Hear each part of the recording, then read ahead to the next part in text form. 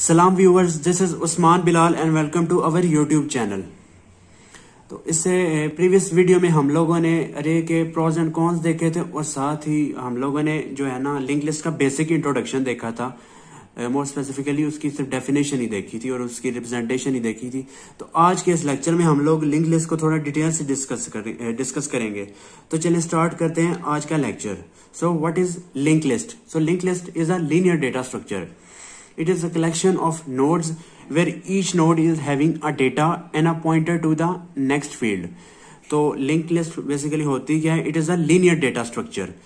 तो इसमें क्या होता है कि ये नोड्स का कलेक्शन है. जिस तरह ये मैंने रिप्रेजेंट किया हुआ है नोड्स को.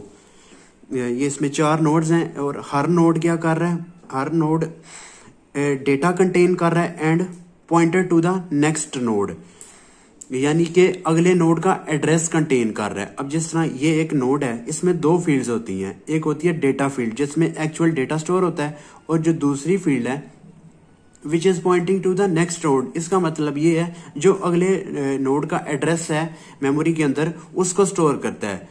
और जिस तरह ये नेक्स्ट नोड है, इसमें ये है जी पहली जो है फील्ड वो डेटा फील्ड है, और जो दूसरी है वो है एड्रेस फील्ड या pointer field which is pointing to the next node, यानी अगले जो नोड का है वो एड्रेस कंटेन कर रहा है एंड सो ऑन. इसमें जो लास्ट वाला नोड है उसमें तो है डेटा, और जो पॉइंटर फील्ड है उसकी उसमें है नल वैल्यू, जो इस बात का प्रूफ देती है कि ये लास्ट नोड है या इस बात को रिप्रेजेंट करती है. तो जो इसका एड्रेस है वो इससे प्रीवियस नोड में स्टोर है. तो अब ये जो है जो पहला नोड है, तो इसका भी एड्रेस स्टोर करने के लिए हमें एक पॉइंटर की जरूरत पड़ती है which is pointing to the first node. तो ये एक पॉइंटर है फर्स्ट जो एड्रेस कंटेन कर रहा है फर्स्ट नोड का. तो यानी ये अगर हमारे पास पॉइंटर हो तो हम इस पॉइंटर के थ्रू बाकी तमाम नोड्स को एक्सेस कर सकते हैं. अब जिस तरह अरे के कुछ प्रोज एंड कॉन्स से लाइक उसमें जो है इंसर्शन और डिलीशन ऑपरेशन जो हम लोगों ने डिस्कस किए थे प्रीवियस वीडियो में, वो जरा कॉम्प्लिकेटेड थे. उसमें क्या होता है कि हमें शिफ्टिंग करनी पड़ती है, लेकिन इसमें ऐसा इतनी कॉम्प्लिकेशन नहीं है, बल्कि ये इसके एडवांटेज हैं ओवर अरेज. फॉर एग्जाम्पल अगर हम मैंने नोड क्रिएट करना है यानी थर्ड नोड के बाद, तो मैं क्या करूंगा, यहाँ पे मैं एक नोड बना लूंगा जिसमें मैं डेटा रख देता हूँ 50 और उसका एड्रेस यानी ये इस नोड का एड्रेस कंटेन करेगा 8000. तो मैंने एक नोड क्रिएट किया. तो अब मुझे क्या करना पड़ेगा? अब सिंपली मैं क्या करूंगा, अब इस नोड को इस नोड के साथ मैं लिंक कर दूंगा और इस नोड को इस नोड के साथ लिंक कर दूंगा. ये लिंक जो है इसको मैं डिस्कार्ड कर दूंगा. अब इस नोड के अंदर इसका एड्रेस होगा, फॉर इंस्टेंस इसका एड्रेस है 5000, तो इसके अंदर आ जाएगा 5000. तो ये एज इट इज रहेगा. अब इसका जो है पॉइंटर वो इस नोड को पॉइंट करेगा. इस तरह हम आसानी से इंसर्शन कर सकते हैं किसी नोड की by just changing the links. बस हम लोगों ने इस लिंक्स को चेंज करना होता है, शिफ्टिंग नहीं करनी पड़ती नोड्स की तरह. अब इसी तरह अगर मैंने किसी नोड को डिलीट करना है, अब फॉर इंस्टेंस मैंने इस नोड को डिलीट करना है, तो मैं क्या करूंगा, ये जो लिंक है इसको यहाँ पे लिंक कर दूंगा. तो इस तरह आसानी से हम लोग यानी नोड जब इंसर्ट करते हैं या डिलीट करते हैं हमें जस्ट लिंकिंग करनी पड़ती है, इससे ज्यादा कुछ नहीं करना पड़ता. तो इस वजह से ये प्रेफर की जाती है ओवर एन अरे. तो अब हम लोग देखते हैं कि नोड क्रिएट कैसे करते हैं C++ में. तो मैंने आपको पहले बताया कि नोड क्या है, एक कलेक्शन ऑफ 2 फील्ड्स यानी 2 डिफरेंट वैल्यूज के कलेक्शन को नोड कहते हैं.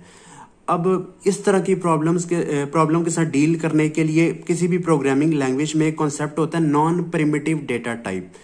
तो क्योंकि प्रिमिटिव डेटा टाइप है लाइक इंटीजर है, तो वो which is capable of holding a single value. Like integer अगर x है मेरे पास वैल्यू, तो इसमें मैं सिर्फ एक ही वैल्यू स्टोर कर सकता हूँ. बट अगर मेरे पास जिस तरह स्टूडेंट की इंफॉर्मेशन है, मोर स्पेसिफिकली अगर नोड है, अब नोड में 2 फील्ड्स हैं, एक डेटा की फील्ड है और नेक्स्ट की फील्ड है, तो ये पॉसिबल नहीं है कि मैं वहां पे प्रिमिटिव डेटा टाइप यूज करूं. तो C++ में जनरली जो यूज होती है which is a structure and a class, तो हम लोग स्ट्रक्चर यूज करेंगे थ्रू आउट दिस कोर्स. तो मैं क्या करूंगा, एक स्ट्रक्चर बनाऊंगा नोड टाइप का.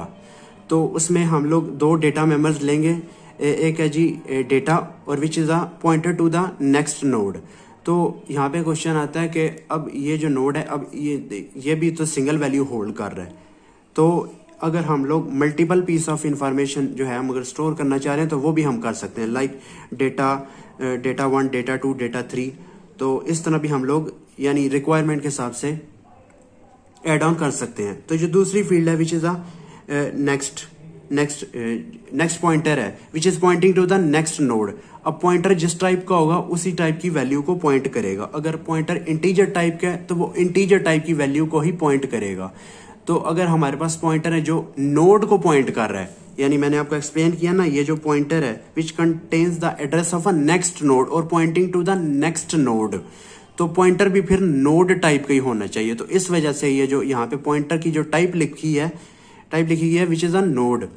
तो ये हमारा जो है एक टेम्पलेट तैयार हो गया नोड की। तो अब हम उस नोड को जो है क्रिएट करेंगे ऑब्जेक्ट्स के साथ और उसको एक्सेस करेंगे। तो अब मेन फंक्शन के अंदर आ जाते हैं। तो यहाँ पे मैंने एक पॉइंटर लिया है नोड n स्टार n, यानी ये एक पॉइंटर है नोड टाइप का।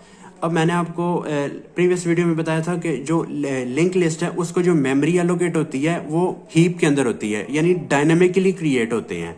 तो अब उस मेमोरी को एक्सेस करने के लिए हमें एक पॉइंटर की जरूरत पड़ती है। जो हीप मेमोरी होती है उसको डायरेक्टली एक्सेस नहीं किया जा सकता। तो नोड n मेरे लिखने से क्या होगा कि रैम के अंदर एक वेरिएबल पॉइंटर वेरिएबल क्रिएट होगा n नाम का, और उसका कुछ ना कुछ एड्रेस होगा। फॉर एग्जांपल उसका एड्रेस है 1000। तो उसके बाद मैं क्या करूंगा, डायनेमिकली क्रिएट करूंगा एक नोड, न्यू नोड। तो उसको यानी उसको जो मेमोरी एलोकेट होगी वो हीप के अंदर होगी। तो ये है नोड बन गया। उसमें हमारे पास दो फील्ड्स थी, एक डेटा की फील्ड है ये और एक नेक्स्ट पॉइंटर है। अब इसका जो एड्रेस है, फॉर इंस्टेंस इसका जो एड्रेस है जो नोड क्रिएट हुआ है उसका एड्रेस है 1001। तो ये एड्रेस कौन स्टोर करेगा या पॉइंट करेगा इस मेमोरी लोकेशन को, वो पॉइंटर करेगा।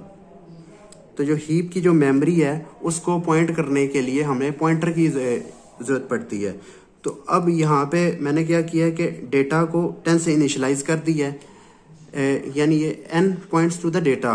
तो क्या होता है कि जो स्ट्रक्चर के जो मेंबर्स हैं, अगर तो हम लोग नॉर्मल वेरिएबल क्रिएट करते हैं तो उनको एक्सेस करने के लिए हम सिंपली डॉट ऑपरेटर यूज करते हैं।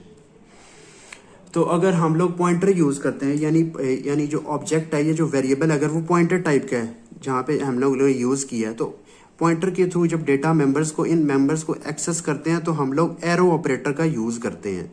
तो मैंने क्या किया है कि n points to the data, तो यानी जो डेटा है फील्ड है उसमें जो वैल्यू 10 असाइन कर दो, और जो नेक्स्ट की फील्ड है n points to the next उसको 0 से इनिशियलाइज कर दो, क्योंकि ये पहला नोड है और पहला और आखिरी नोड इसको कह सकते हैं। तो इस वजह से हम लोग नेक्स्ट को 0 से इनिशियलाइज कर देंगे।